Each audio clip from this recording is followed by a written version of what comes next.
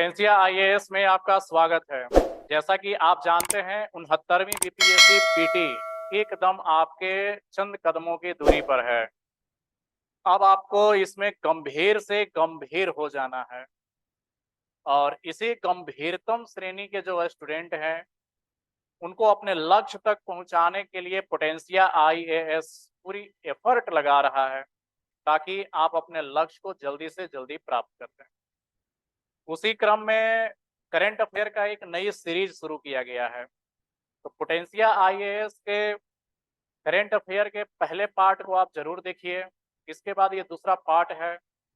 आप देखेंगे कि पिछले एक साल के जो करंट अफेयर है उसकी निचोड़ को हमने लाया है और आपके सामने प्रस्तुत किया है और प्रस्तुत करने की कोशिश किया जा रहा है।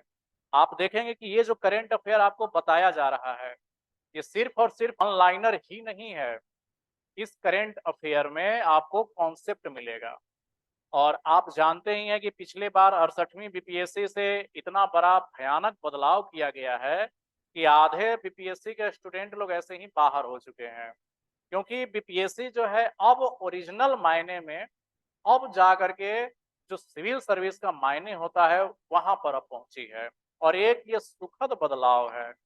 जो कॉन्सेप्ट से पढ़ते हैं स्टूडेंट वास्तव में उन्हीं का सिलेक्शन होना चाहिए, वरना वैसे तो वन लाइनर पढ़ करके कोई भी प्रीलिम्स निकाल ले रहा था, लेकिन अब कोई नहीं निकाल पाएगा वैसे। तो उन्हीं प्रयासों को देखते हुए, उन्हीं कठिनाइयों को देखते हुए पोटेंशिया आईएएस के माध्यम से आप लोगों को ये परेशानी को दूर करने के लिए करंट अफेयर का ये नया सीरीज शुरू किया गया है। जैसा कि आप जानते हैं और नहीं भी जानते हैं तो जान लें कि बीपीएससी में अब लगभग 150 क्वेश्चन में 50 क्वेश्चन डायरेक्ट या इनडायरेक्ट करंट अफेयर से पूछे जा रहे हैं। तो करंट अफेयर का बहुत बड़ा रोल हो गया है।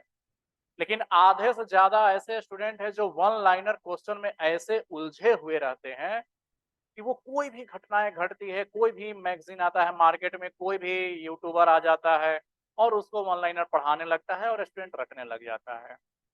इसी से आपको बचाने के लिए हम आए हैं और इससे बिल्कुल ही आपको बच के रहना है। तो चलिए आइए हम देखते हैं कि वो कॉन्सेप्ट क्या है जो करंट अफेयर को आपको पकड़ना है। इसी करंट अफेयर को आप अगर एक छोर पकड़ लिए तो छोर बाई छोर पकड़ते हुए चले जाएंगे। पूरी तरह से ये सिर्फ और सिर्फ ये पीटी पर ही नहीं, पीटी के लिए ही नहीं है, मेंस के लिए भी ये करंट अफेयर आपको काम करेगा। जैसा कि आप जानते हैं कि ये जो बीपीएससी का एग्जाम है सिर्फ अब कहने के लिए प्रीलिम्स एग्जाम रह गया है, वरना यह अब मेंस का ब्लूप्रिंट है। ये वास्तव में जिसकी मेंस की अच्छी पकड़ होगी वही अब प्रीलिम्स भी निकाल पाएगा।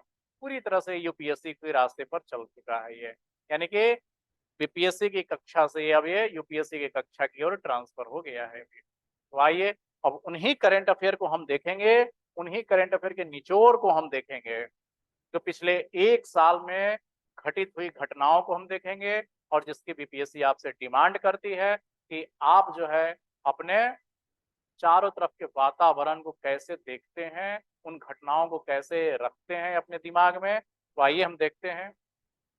आइए एक ब्रिक्स बैंक के बारे में तो आप जानते ही होंगे। ब्रिक्स से जो संगठन है 5 देशों का, इन 5 देशों के संगठन को ही ब्रिक्स बैंक बनाया गया था। 2014 में ब्राजील का एक शहर है फोर्टलेजा, वहीं पर इसके डिक्लेरेशन किया गया, घोषणा किया गया था कि हम पांचों देश मिल करके और एक बैंक बनाते हैं। तो आप जानते ही होंगे कि इसमें 5 देश हैं ब्रिक्स देशों में, ब्राजील, रसिया, इंडिया, चाइना और साउथ अफ्रीका। ये 5 देश इसमें शामिल हैं। पांचों देशों का मिलकर के ये बैंक बना हुआ है। उसी समय ये डिसाइड किया गया था कि इसका हेड क्वार्टर चाइना के संघाई शहर में रहेगा, लेकिन अध्यक्ष दूसरे देश का बनेगा। तो अध्यक्ष बनने का गौरव भारत को मिला। केवी कामत जो है इंडिया के पहले ब्रिक्स बैंक के अध्यक्ष बने थे और इसी साल ये रिटायर किए 2022 में। तो इनका कार्यकाल पूरा हो गया। तो रोटेशन के कारण इंडिया के बाद दूसरे चेयरमैन बने। तो चेयरमैन जब ही बनेंगे तो यही 5 देशों के में से कोई एक चेयरमैन बनेगा। तो आपको बस ये याद रखना है कि ब्रिक्स बैंक के नए चेयरमैन कौन बने हैं। तो आपको याद रखना है डिल्मा रूसेल्फ बनी है। ये एक्स प्रेसिडेंट ऑफ ब्राजील की है, ब्राजील की है, भूतपूर्व प्राइम ये प्रेसिडेंट राष्ट्रपति रह चुकी हैं और इन्हीं को ये बनाया गया है, डिल्मा वान रूसोल्फ, इन्हीं को बनाया गया। बस इतना ही आपको ये याद रखना है न्यू डेवलपमेंट बैंक के बारे में कि बहुत इंपॉर्टेंट है। भारत से जुड़ी हुई कोई अगर संस्थाओं में बदलाव होता है, जिस संस्था का सदस्य अगर भारत है और उसमें अगर कोई बदलाव होता है तो मान करके चलिए कि वो आपके एग्जाम के लिए बहुत इंपॉर्टेंट है। तो इस तरह से न्यू डेवलपमेंट बैंक के बारे में आपको इतना याद रखना है और बस इतना से काम आपका चल जाएगा। अब आइए, अब ये जो न्यूज़ हम लाए हैं आपके सामने, ये न्यूज़ तो आपको हर हाल में ही याद रखना है, इसको तो भूलना ही नहीं है, क्योंकि ये इतना इम्पोर्टेंट घटना घटी है जिसके लिए भारत कई दशकों से तरस रहा था भारत, और उसकी प्यास अब थोड़ी सी जा करके बुझी है। तो ऐसे ऐसे एग्जाम में क्वेश्चन को ढूंढ ढूंढ करके लाया जाता है। ये 95वां ऑस्कर पुरस्कार 2023। ऑस्कर पुरस्कार आप जानते हैं फिल्म के क्षेत्र में दिया जाने वाला सर्वश्रेष्ठ पुरस्कार है ये, और ये सर्वश्रेष्ठ पुरस्कार जो है भारत को अभी तक नसीब नहीं हुआ है। एक दो बार नसीब हुआ था, एक गांधी पिक्चर को मिला था, लेकिन जो बनाने वाले थे विदेशी लोग थे। तो भारतीयों के द्वारा रचित अभी तक कोई फिल्म नहीं है जिसको ऑस्कर अवार्ड मिला था। लगान है, मदर इंडिया, ऐसे एक दो पिक्चर गई थी लेकिन औंधे मुंह गिर करके वापस चली गई। लेकिन इस बार ऑस्कर अवार्ड के लिए एक गाना को मिला है और एक हमारे बेस्ट डॉक्यूमेंट्री को मिला है, इसलिए ऑस्कर अवार्ड ये हमारे लिए फेमस है। इसके पहले AR रहमान को एक बार मिला था ऑस्कर अवार्ड, गाने के संगीत के लिए मिला था। तो तो सूखा खत्म हुआ है भारत का, तो बीपीएससी भला इसे कैसे छूता रहेगा? बीपीएससी तो ऐसे ऐसे को ढूंढ करके लाएगा। आपके लिए एकदम नोट्स बना लेना इसको जरूरी है, 100% इसमें से एग्जाम में आने ही वाला है। अब क्या आएगा अब ये हम भी नहीं जानते हैं, लेकिन इतना में से ही ये कोई ना कोई प्रश्न आएगा। चलिए, तो लॉस एंजलिस में हर ऑस्कर पुरस्कार का वितरण होता है। तो इस बार सर्वश्रेष्ठ फिल्म जो था everything everywhere all at once, ये भी एग्जाम में आपसे पूछा जा सकता है। तो पिछले साल 2022 के लिए ये मिला है, सर्वश्रेष्ठ फिल्म का ये पुरस्कार है। तो सर्वश्रेष्ठ अभिनेता को भी मिलेगा ब्रोंजन फ्रोजर। इसके बाद सर्वश्रेष्ठ अभिनेत्री यो है। तो एकदम इन सबको याद रखना है। इसके बाद याद रखना है VVI जो इंडिया के लिए मिला है, तो इंडिया को 2 प्राइज मिला है ऑस्कर अवार्ड में, जो पहली बार मिला है 2 प्राइज। क्या मिला है? Best original song, best original song के लिए 2 लोगों को मिला है, एक है चंद्र बोस और दूसरे हैं M कीरवानी। यही दोनों लोगों ने वो प्रसिद्ध गाना लिखा है नाटू नाटू, जो आप लोग जानते हैं। ये नाटू नाटू जो सॉन्ग है इन्हीं दोनों ने लिखा था, इन्हीं दोनों ने संगीतकार भी ये हैं और इसको संगीत के फ्रेम में सजाया था और बड़े बेहतरीन तरीके से उसे फिल्माया भी गया था। इसके लिए ये अवार्ड मिला है। और सिर्फ नाटू नाटू को सिर्फ एक ही अवार्ड नहीं, एक दूसरा अवार्ड भी मिला है इसे, गोल्डन ग्लोब अवार्ड मिला है। ये भी फिल्म के ही क्षेत्र में दिया जाता है, तो गोल्डन ग्लोब अवार्ड को भी इसी को मिला है, बहुत इंपॉर्टेंट है। इसके बाद हमें मिला है बेस्ट शॉर्ट डॉक्यूमेंट्री के लिए, और बेस्ट शॉर्ट जो डॉक्यूमेंट्री की रचना किया गया उसका नाम था द एलिफेंट विस्पर्स, जो आप जानते होंगे। द एलिफेंट विस्पर्स के लिए मिला है, और किसे मिला है? तो इसके जो निर्माता हैं उन्हीं को मिला है। तो बेस्ट शॉर्ट डॉक्यूमेंट्री का निर्माता कौन है भाई? तो कार्तिकी गोंजाविल्स हैं और गुनीत ये मोंगा है। तो ये 2 लोग हैं, निर्माता निर्देशक खुद ही हैं, और बड़े अच्छे ढंग से एक हाथी की कहानी है, हाथी के बच्चे की बिछड़ने की कहानी है, और उसके 2 आदिवासी, जब हाथी के बच्चे बिछड़ जाते हैं तो कुछ आदिवासी लोग उसको पालते हैं अपने पुत्र की तरह। उसी का ये भावनात्मक एक लगाव दिखाया गया है, जो बड़ी बेस्ट है। टाइम मिले तो आप भी एक बार उसे देख लीजिए। तो एकदम इसको याद रखना है, 95वां ऑस्कर पुरस्कार बहुत ही इंपॉर्टेंट है ये, आपके बीपीएससी में एकदम 100% ही आने वाला है ये, इसको तो हर हाल में भूलना नहीं है। आइए अब हम आगे देखते हैं। अब हम कुछ ऐसे संगठन की ओर आपको ले चल रहे हैं, ऐसे संगठन की ओर कि पिछले 1 सालों से ये इतने चर्चे में है कि इनमें से कोई भी एक संगठन के बारे में आपसे पूछा जा सकता है। इन संगठन के हेडक्वार्टर पूछे जा सकते हैं। इन संगठन में कौन-सा सदस्य शामिल है, कौन-सा सदस्य शामिल नहीं है, ये पूछा जा सकता है। आइए हम देखते हैं कि पिछले 1 साल में वह कौन-कौन सा ऐसा संगठन है, जो चर्चित रहा है, पूरे विश्व समुदाय को प्रभावित किया है और भारत भी उसका मेंबर रहा है। आइए उसको हम देखते हैं कौन-कौन से हैं। जैसे आसियान के बारे में, ये तो आप युग-युगांतर से जान रहे होंगे। लेकिन आरसीईपी ये नया संगठन बना है और हाल-फिलहाल में बहुत चर्चित रहा है ये। क्वाड के बारे में भी आपने सुना होगा, नहीं सुना है तो इसके बारे में सुनिए। I2U2 एकदम वीवीआई है। आप देखेंगे तो पिछले साल इसको मेंस में यूपीएससी ने मेंस में इसको पूछ रखा है सवाल I2U2 से। इसके बाद एक नया संगठन है IPEF, ये बहुत इंपॉर्टेंट, ये नया संस्था बना है IPEF। अगर इन संस्थाओं के बारे में अगर आप नोट्स अच्छे तरीके से तैयार करते हैं तो मेरा दावा है कि सिर्फ प्रीलिम्स ही नहीं, मेंस में भी ये सवाल आएगा आपसे। और अगर ये सब याद रहेगा तो मेंस का आंसर राइटिंग में आपकी धार आ जाएगी, मजबूती आ जाएगा जब इन सब चीज़ों को देंगे। तो आइए चलते हैं आसियान के बारे में, तो ये सब कोई जानते हैं लेकिन फिर भी इसको एक बार आप जान लीजिए। क्या है इसका पूरा नाम? Association of south east Asia, south east Asia association इसका पूरा नाम है। साउथ ईस्ट एशिया नेशन है ये। इसकी स्थापना हुआ था 1967 में हुआ था। इसका हेडक्वार्टर जकार्ता में है और इसके मेंबर कंट्री कितने हैं? 10 मेंबर कंट्री हैं। और इनका उद्देश्य क्या है? आपस में शांतिपूर्ण आर्थिक विकास और समृद्धि को बढ़ावा देना, साथ ही इस क्षेत्र में शांति एवं स्थिरता को कायम रखना। वो 10 देश कौन कौन से हैं? म्यांमार है, इंडोनेशिया है, Cambodia, Brunei, Laos, Malaysia, Singapore, Thailand, Philippines और वियतनाम।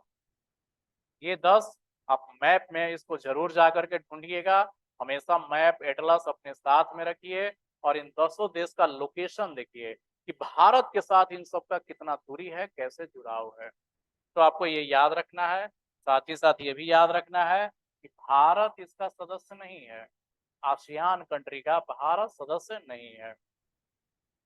तो आइए अब इसके बाद हम आगे अगले टॉपिक पे चलते हैं। आसियान के बाद हम दूसरे देखते हैं। RCEP, regional comprehensive economic partnership, बहुत इंपॉर्टेंट। पिछले कई सालों से ये चर्चा में तो था ही, लेकिन पिछले 1 साल में ये बहुत ज्यादा ये चर्चा में आ गया है। क्या नाम है? RCEP, regional comprehensive economic partnership, व्यापक क्षेत्रीय आर्थिक भागीदारी। कहने का मतलब ये एक तरह से ट्रेड फ्री एग्रीमेंट होने वाला था कि इन जो देशों के साथ अगर ये एग्रीमेंट होगा, उन देशों के आयात निर्यात के कुछ वस्तुएं सस्ती हो जाएगी। ये एग्रीमेंट 2010 से ही चल रहा था। इसमें 15 देश शामिल थे, होना था 16 देशों को। ये 10 जो कंट्री है, इसमें टोटल मेंबर जो हैं इनके टोटल 15 मेंबर थे कंट्री, जिसमें 10 कंट्री तो आसियान के थे, जो अभी आप 10 कंट्री देखे, 10 कंट्री वो थे और 6 कंट्री और भी था इसमें। जैसे इसमें एक था चाइना, ऑस्ट्रेलिया, जापान, न्यूजीलैंड और साउथ कोरिया। 5 गो ये है। एक छठवां भी देश था अपना, इंडिया था। 2010 से ये 5 जो देश थे ना, ये इंडिया को शामिल करने के लिए बहुत मना रहे थे कि इंडिया इसमें तुम शामिल हो जाओ, शामिल हो जाओ। लेकिन 2010 से भारत टाल रहा था कि नहीं, हम शामिल नहीं होंगे, हम शामिल नहीं होंगे, नहीं होंगे। फाइनली 2017-18 में फाइनली पूछा गया मोदी जी से। मोदी जी ने कहा कि मना कर दिया। अब इसके कई सारे कारण हैं कि आखिर क्यों मना कर दिया गया। तो एक छोटा सा एग्जाम्पल हम ये बताएंगे कि अगर इसमें इसलिए मना किया गया कि अगर इसमें अगर एग्रीमेंट भारत सरकार कर लिया होता तो इसमें यह प्रावधान था कि ऑस्ट्रेलिया, न्यूजीलैंड, यहाँ पर दूध की नदियां बहती है। कहने का मतलब दूध बहुत ज्यादा मात्रा में होता है।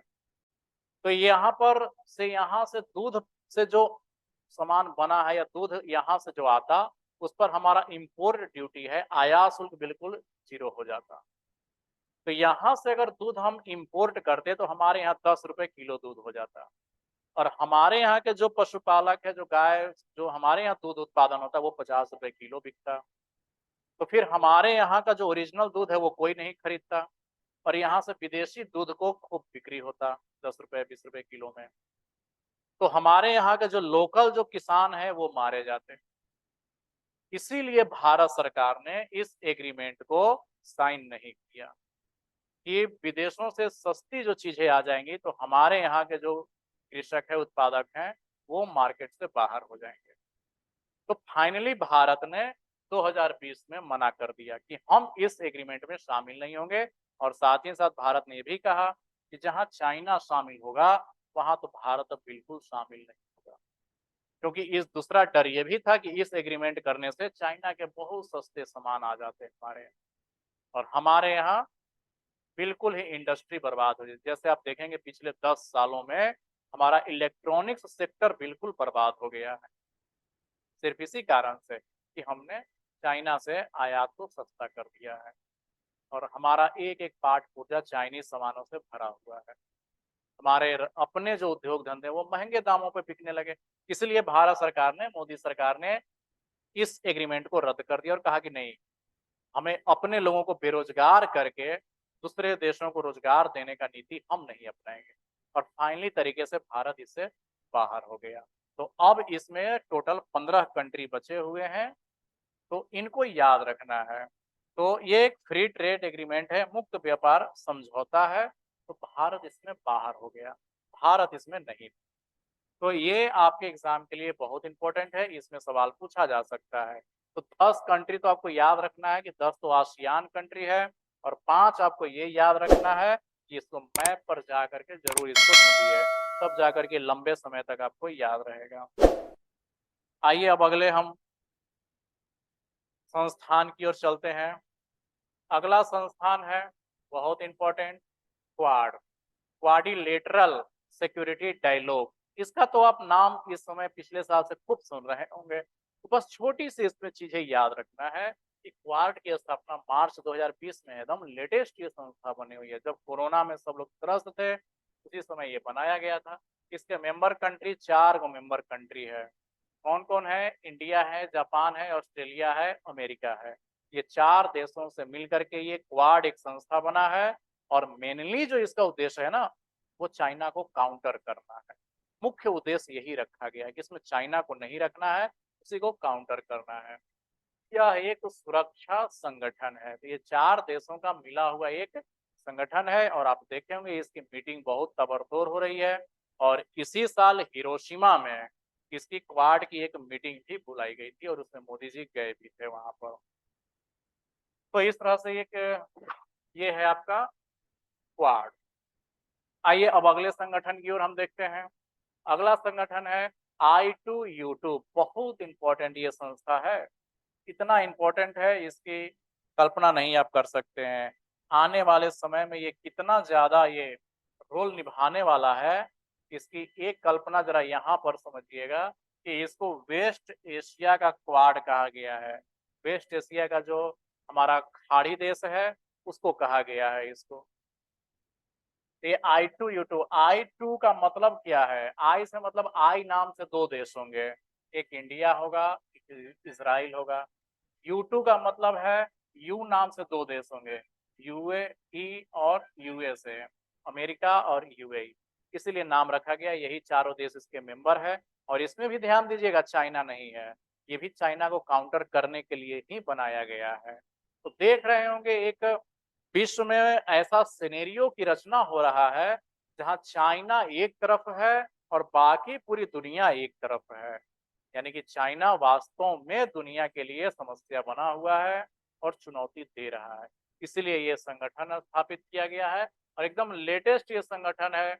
अक्टूबर 2021 में इसको स्थापना किया गया है। और आप देखिएगा 2021 का मेंस, 22 का मेंस का एग्जाम देखिएगा यूपीएससी का, उसमें I2 U2 के बारे में पूछे हुए सवाल। तो बीपीएससी इसे बीपीएससी जो है इसको छोड़ ही नहीं सकता है।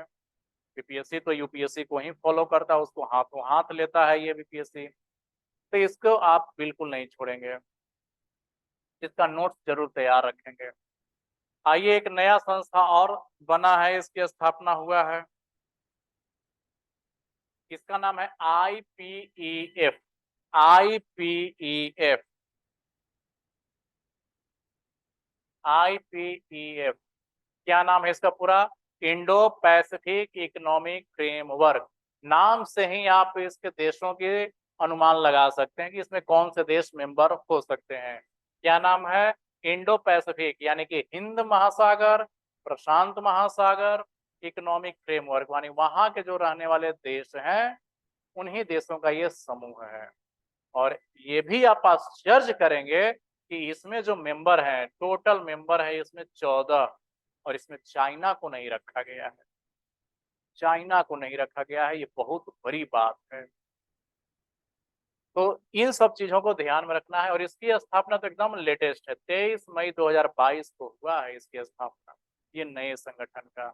जिस तरह से आसियान का 1967 में हुआ था और आज तक रोल निभा रहा है, हो सकता है ये भी संगठन आगे चल करके बहुत बड़ा रोल निभाने वाला हो। इसकी स्थापना अब हुई है। तो आपके एग्जाम के लिए पीटी और मेंस दोनों के दृष्टि से ये एकदम इम्पोर्टेंट है। अब आइए, अब हम इसमें देखेंगे कि इन सब देशों के मेंबर कौन है, क्योंकि आपसे एग्जाम में अगर ज्यादा से ज्यादा अगर कठिन बनाना अगर वो चाहे तो वो क्या बना सकता है कठिन? स्थापना कब हुआ ये तो नॉर्मल से सबको ही रट ही लेगा, कब हुआ कहाँ हुआ ये तो सब याद हो ही जाएगा। सबसे जो प्रॉब्लम है इसमें से 4 देश दे देगा और कहेगा कि कौन सा इसमें मेंबर है कौन नहीं मेंबर है। देखिए कैसे याद रखना है इसमें। देखिए, आसियान के 7 कंट्री है इसमें, टोटल 14 देश इसमें है, तो 7 जो कंट्री है आसियान के हैं। टोटल आसियान में 10 देश हैं, तो 3 देश इसमें भाग नहीं ले रहे हैं, म्यांमार, कंबोडिया और लाओस। इसलिए कि इन लोगों का मैटर कुछ अलग है। तो 3 देश को हटा करके आप देखिएगा तो 7 देश, Thailand, Vietnam, Malaysia, Singapore, Indonesia, Philippines, Brunei, ये 7 जो देश हैं इसके मेंबर बन चुके हैं, यानी कि आसियान के 7 कंट्री इसके मेंबर होंगे। क्वाड के चारों देश भाग इसमें ले रहे हैं, इसके मेंबर बने हुए हैं। इंडिया, जापान, ऑस्ट्रेलिया और अमेरिका, ये भी इसके सदस्य बने हुए हैं। और RECP के 2 देश और इसमें जुड़ गए हैं। RECP के, जिसमें भारत नहीं है, वही जो साउथ कोरिया और न्यूजीलैंड, 2 देश इसमें से जुड़ गए। टोटल मिलकर के कितने हो गए? 7 और 4 11, 11 और 2 13, और एक जो देश बचा 15वां 14वां देश, ये है एक फिजी। फिजी को भी एक रख लिया गया है इसमें। तो कुल मिला करके आप ये समझिए कि ये जो फिजी है, ये टोटल के टोटल जो देश मिले हैं बने हैं, ये 14 मेंबर इसमें से मिलके बने हैं। तो आपको याद हो जाना चाहिए, आसियान के 7 कंट्री, क्वाड के 4 कंट्री और RECP के 2 कंट्री और एक फिजी है। इन सब से मिलकर के ये नया संगठन बना है, बहुत इंपॉर्टेंट है। इसकी इंपॉर्टेंस का अंदाजा आप इसी से लगा सकते हैं कि इसके लिए बहुत बड़े लेवल पर प्रोग्राम बनाए जा रहे हैं, क्योंकि इसमें भारत भी शामिल है, अमेरिका भी शामिल है, न्यूजीलैंड भी शामिल है, ऑस्ट्रेलिया शामिल तो है ही। आसियान के तो बहुत बड़ी अर्थव्यवस्था वाले देशों का ये संगठन है। और एकदम एक कॉन्सेप्ट हमेशा याद रखिए कि इसमें चाइना नहीं है। तो आपको याद रखना, ये जो हमने 4-5 अभी आपको बताए, इन 4-5 में चाइना एक में सिर्फ है, RECP में है सिर्फ, बाकी इसमें कोई में चाइना को नहीं रखा गया है। तो याद रखना है, चाइना को बिल्कुल काउंटर करने के लिए ही ये सब संस्था की रचना किया जा रहा है। तो इस तरह से हमने आपको बहुत सारे चीजों को लाया और बहुत कॉन्सेप्चुअल तरीके से हम आपको समझा रहे हैं, सिखा रहे हैं। सिर्फ वन लाइनर आपको पढ़ना नहीं है, कॉन्सेप्ट बेस्ड आपको तैयार करना है। ऐसे अगर आप पढ़ेंगे, हमें नहीं लगता है कि आप सिविल सर्विस एग्जाम निकाल नहीं पाएंगे, बहुत अच्छे तरीके से आप निकाल पाएंगे। ठीक है, अब इसके बाद हम आते हैं अगले टॉपिक पर। अब कुछ कुछ ऐसे टॉपिक्स हैं जो आप सुने भी होंगे, बस एक बार रिकॉल कर लेना है आपको इन सब चीज़ों को। जैसे आप सुने होंगे कि हमारे देश में जैव विविधता एवं पर्यावरण संरक्षण के लिए चीता लाया गया है। तो बस ये याद रखना है कि किस देश से लाया गया है। तो पहली झोंक में तो लाया गया था नामीबिया से। वहाँ से कितने चीते लाए गए हैं? वहाँ से लगभग में 12 चीते लाए गए थे या 8 शायद लाया गया था वहाँ से। और सबसे इम्पोर्टेंट जो ये याद रखना है आपको कि वो जो चीते लाए गए हैं तो भारत के किस अभयारण्य, किस उद्यान, किस पार्क में रखा गया है, बस यही याद रखना है। तो एमपी के श्योपुर जिला है कूनो राष्ट्रीय पार्क, और सुप्रीम कोर्ट ने इजाजत दिया है तब जा करके ये इस पार्क में हमारे यहाँ चीतों को बसाया जा रहा है। तो पहले झोंक में तो नामीबिया से लाया गया, दूसरी झोंक में फिर दक्षिण अफ्रीका से लाया जा रहा है चीता। ऐसे करके 12-12 करके हर साल लाया जाएगा वहां से। लेकिन एक दुखद अभी रिपोर्ट आया है कि इसमें से 3-4 चीते मर भी गए हैं। तो अभी समस्या चल रहा है। सभी चीतों पर रेडियो कॉलर लगाया गया है जिससे पता लगाया जा सके कहाँ पर वो अभी है, किस हाल में है। तो पूरी दुनिया में लगभग 8,000 चीते हैं जिसमें से 90% चीते अफ्रीका में है, बहुत इंपॉर्टेंट पॉइंट है, तथा 10% ईरान में पाए जाते हैं। बहुत इंपॉर्टेंट है ये, पूरी दुनिया में यही 2 जगह है। अब भारत भी कोशिश कर रहा है कि हमें चीता लाए।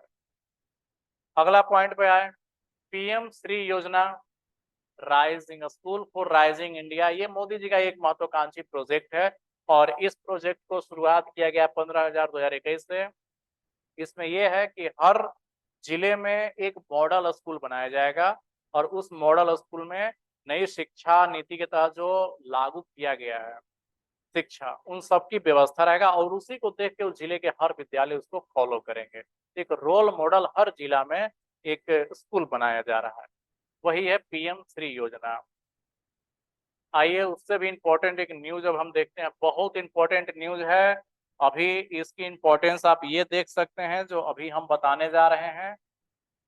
देखिए, एक भारत में एक हेरिटेज कॉम्प्लेक्स विकसित किया जा रहा है और ये हेरिटेज कॉम्प्लेक्स विकसित किया जा, नाम से ही आप पकड़ सकते हैं, नेशनल मैरीटाइम हेरिटेज कॉम्प्लेक्स, राष्ट्रीय समुद्री विरासत परिसर।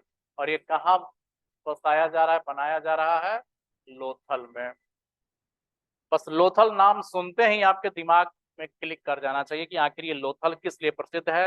अब जानते हैं हड़प्पा सभ्यता का एक महत्वपूर्ण साइट था जहां से गोदीबारा मिला है या वहां से ये डॉकयार्ड मिला है। तो लोथल को ही मैरीटाइम हेरिटेज बनाया जा रहा है। इसकी इम्पोर्टेंस देखना है तो अभी आप जाइए म्यूजियम में, बिहार म्यूजियम बिनाले मनाया जा रहा है अभी, और वहां पर ये नेशनल मैरीटाइम हेरिटेज कॉम्प्लेक्स का प्रदर्शन किया जा रहा है। तो अगर आप पटना में रह रहे हैं तो टाइम निकाल करके जाइए बिहार संग्रहालय में, और ये कल से ही शुरू किया गया है इसको। और इसमें G20 के बहुत सारे सदस्य देशों की प्रदर्शनी दिखाया जाएगा। उन सब देशों की जो कलाकृतियां हैं म्यूजियम में जो रखने योग्य, देखने योग्य, सब का ये फंक्शन बिहार में किया जा रहा है, पटना में। तो आप जरूर इसको जा करके देखिए क्योंकि ये G20 देशों के लिए है, तो आपको देखना चाहिए। तो इसको कौन से मंत्रालय लागू कर रहा है? पत्तन, भूत परिवहन एवं जल मार्ग मंत्रालय। उद्देश्य क्या है भाई इसका? तो सिंधु घाटी सभ्यता से लेकर वर्तमान समय तक के भारत के समृद्ध समुद्री इतिहास का प्रदर्शन करने वाले इस परिसर का एक अंतरराष्ट्रीय पर्यटन के रूप में विकसित करना है। देखिए गुजरात सरकार ने कैसे अपने पुराने स्थलों को खोज करके और उसको आगे उससे कैसे इनकम जनरेट करने का प्रयास कर रहा है। बिहार सरकार को भी ऐसा करना चाहिए कि जहां पर वैसे पूरा स्थल है उसको नए रूप में ढाल करके और एकदम इको फ्रेंडली बनाना होगा आम लोगों के साथ, ताकि लोग इससे जुड़े। तो इस तरह से आपको एकदम PVI है ये, पिछले ही साल 2022 में ये शुरुआत किया गया है। तो बहुत इंपॉर्टेंट है ये आपके एग्जाम के लिए। आइए अब हम अगले एग्जाम अगले अगले बढ़ते हैं करंट अफेयर की ओर। नौसेना के द्वारा 17A परियोजना के तहत कई युद्धपोत तैयार किया जा रहा है। बस एक छोटा सा न्यूज है, जैसे INS Nilgiri, INS Udaygiri, INS Taragiri, INS कील लेंग। बस एक छोटा सा न्यूज है, बस उसको याद रखना है कि ये चलाया गया है, ऐसी परियोजनाएं इसे शुरू किया गया है। आइए पिछले साल हम देखते हैं शंघाई कोऑपरेशन ऑर्गेनाइजेशन, जैसा कि इस वर्ष भी शंघाई कोऑपरेशन का आयोजन किया गया है 2023 का। ये हमने 2022 का बताया है क्योंकि एग्जाम जो आपका एक साल पीछे से एकदम हमेशा पूछा जाता है। तो पिछले साल इसको सितंबर में ही ये आयोजन हुआ था। उज्बेकिस्तान का शहर है समरकंद में हुआ था। इस साल इंडिया में हो चुका है और ये वर्चुअली तरीके से हुआ है। अब संघाई की स्थापना 2001 में हुआ था। मेंबर कितने हैं इसमें? टोटल 8 हैं। अब एक 9वां इसमें मेंबर को जोड़ा गया है, ईरान को। इस साल संघाई में 9वां एक देश है, ईरान को भी जोड़ने का प्रस्ताव है और जोड़ा गया है ईरान को। ये 6 देश कौन कौन से हैं? चीन, रूस, उज्बेकिस्तान, कजाकिस्तान, तजाकिस्तान, किर्गिस्तान और भारत पाकिस्तान को 2017 में जोड़ा गया इसको।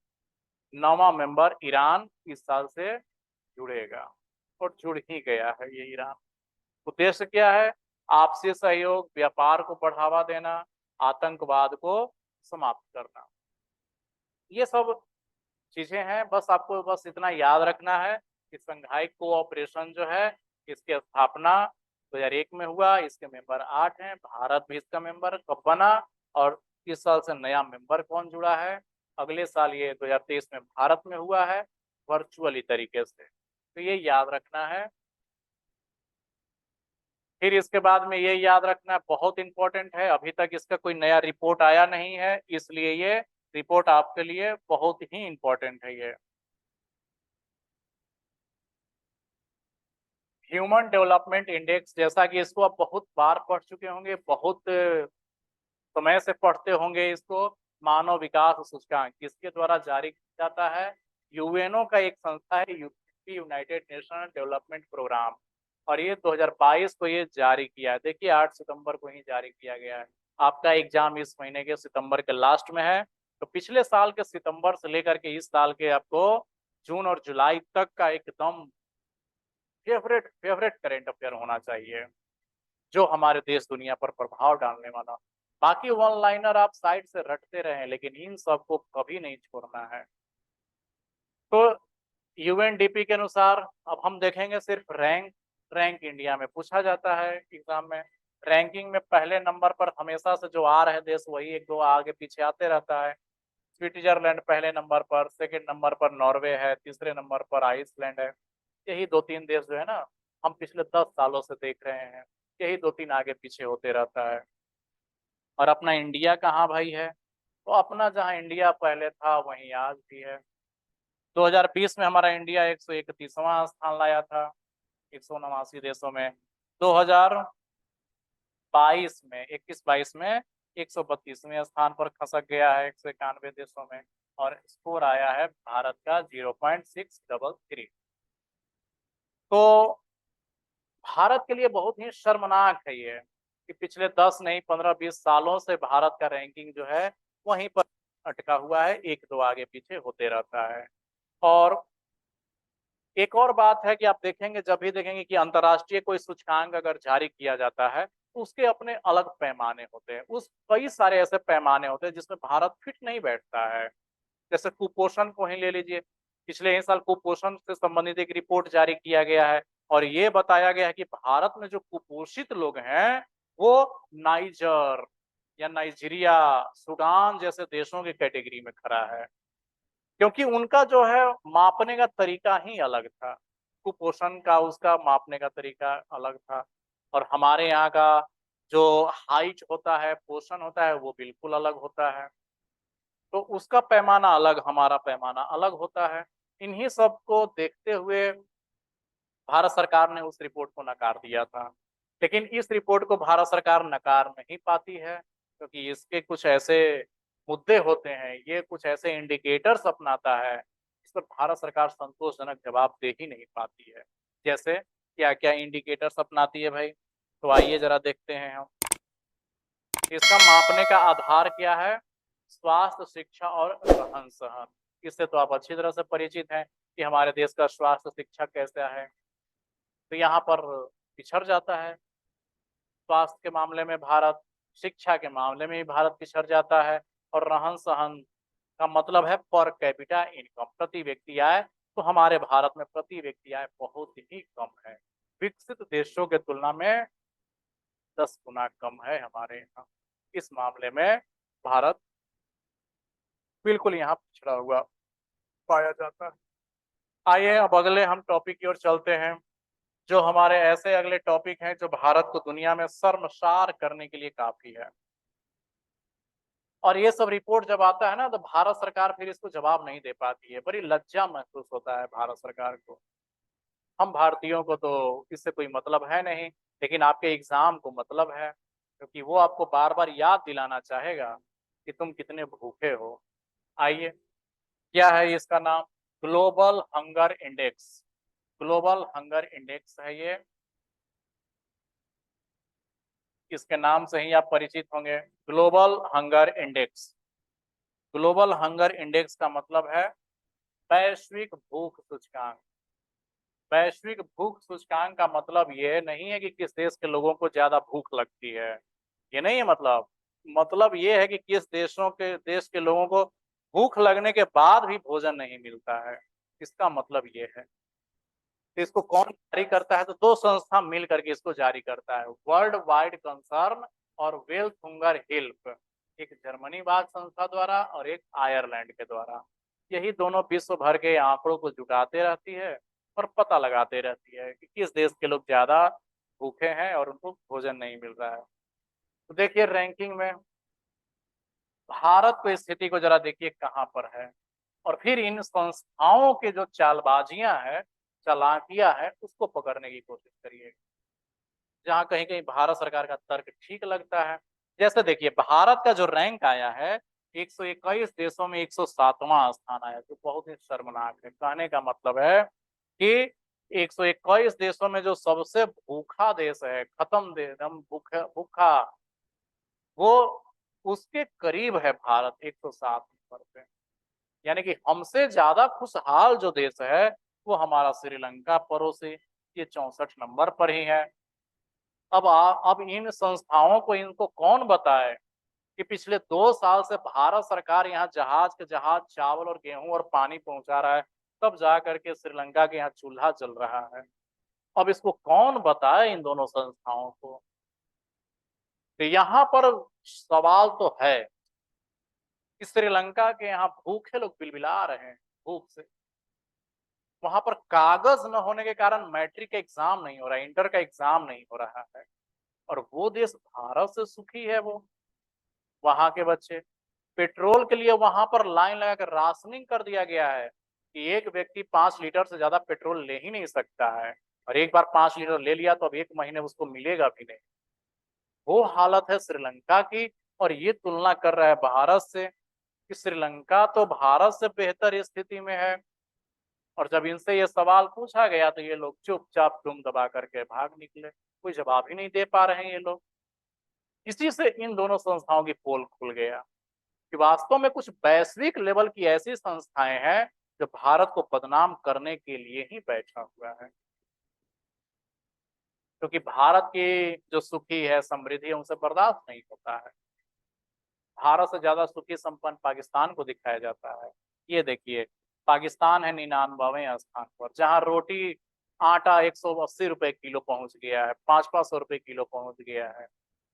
उसको ये बता रहे हैं कि वहां के लोग भूखे नहीं है, भारत से ज्यादा सुखी है।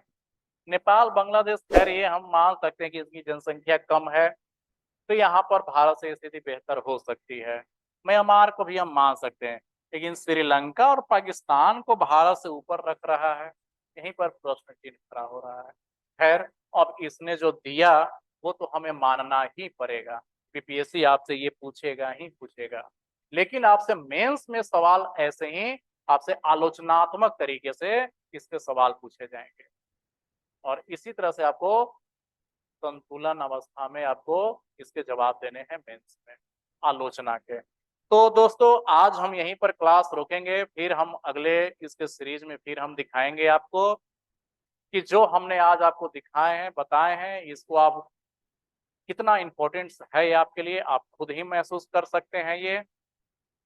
तो ये जो टेस्ट सीरीज, ये जो करंट अफेयर का सीरीज चल रहा है, पोटेंशिया आईएएस के द्वारा ये किया गया एक अनोखा एक प्रयोग है, जो आप लोगों के ये सफलता पर निर्भर करेगा। और हमारा ऐसा मानना है कि अगर आप इस पूरे सीरीज को अगर आप देख करके जाएंगे, आपके 50 क्वेश्चन में से 40 क्वेश्चन कहीं नहीं जाएगा, ये मेरा दावा है। और एग्जाम के बाद आप आ करके हमसे मिल भी सकते हैं और देख भी सकते हैं। पोटेंशिया आईएएस अभी कुछ ही दिनों के बाद ये मेंस की क्लासेस शुरू होगी और एक फाउंडेशन बैच की भी शुरुआत किया जाएगा। अगर आप इच्छुक स्टूडेंट हैं तो आप आकर के इंक्वायरी करिए और फिर यहाँ के टेस्ट सीरीज अभी चल रहा है, उस टेस्ट सीरीज में आप भाग लीजिए और फिर अपने स्कोर को देखिए कि आप कितने पानी में खड़े हैं। जो भी यहाँ का स्टूडेंट आते हैं 100-150 जो भी आएंगे, उनके बीच में आप कितने पानी में खड़े हैं, आप आकर के आकलन करिए और देखिए। धन्यवाद दोस्तों।